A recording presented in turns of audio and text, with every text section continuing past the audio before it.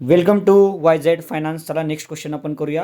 A company had a 50,000 equity shares of ₹10 इच.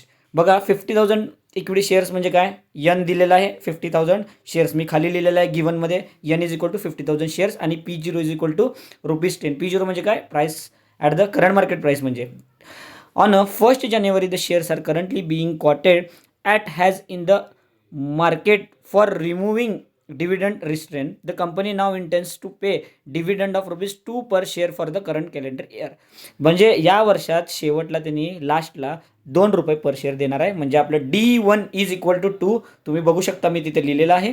आणि काय म्हणलेलं आहे, it belongs to a risk class whose appropriate capitalisation rate is 15%. म्हणजे K is equal to 15% मी गिवनमध्ये लिहिलेलं आहे.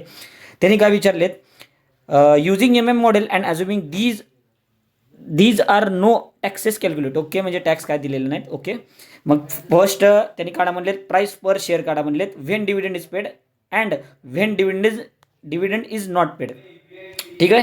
आता बघा इथं तुम्ही बघू शकता डिव्हिडंड इज पेड आणि डिव्हिडंड इज नॉट पेड. म्हणजे D1 इज इक्वल टू 2 आणि D1 इज इक्वल टू 0. मी तर दोन्ही साईडला लिहिलेलं आहे. आणि तुम्ही बघू शकता P0 is equal to P1 plus D1 divided by 1 plus KV. मी लास्टला दोन्हीचं पण P1 तिथं काढलेलं आहे. P1 इज इक्वल टू 9.5 आला आहे आणि डिव्हिडंड इज नॉट पेडच्या ठिकाणी P1 इज इक्वल टू 11.5 आलेला आहे. ठीक आहे.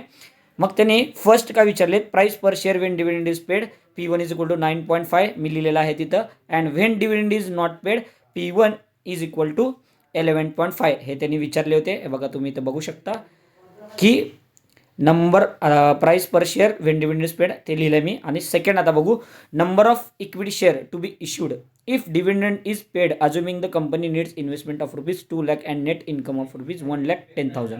तुम्हाला कळालं असेल की इथं इन्व्हेस्टमेंट त्यांना ₹2,00,000 पाहिजे आहे आणि त्यांचं अर्निंग ₹1,10,000 आहे.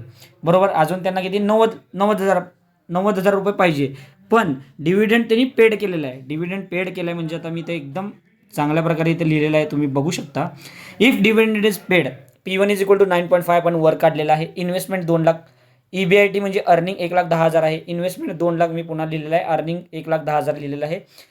आणि minus dividend distribution 50,000 shares into ₹2 dividend दिलं आहे, म्हणून ₹1,00,000 डिव्हिडंड डिस्ट्रीब्यूट आपल्या शेअर होल्डरवाल्यांना देऊन टाकलं आहे. तर रिमेनिंग किती राहिलं 10,000. तर काय नाही, फंड्स रिक्वायर्ड किती 2,00,000 मायनस 10,000 1,90,000 आलं. आणि number of shares 1,90,000 divided by P1 केलं म्हणजे 1,90,000 डिवायडेड बाय 9.5 20,000 आलं. उत्तर आलं 20,000 equity shares to be issued if dividend is paid.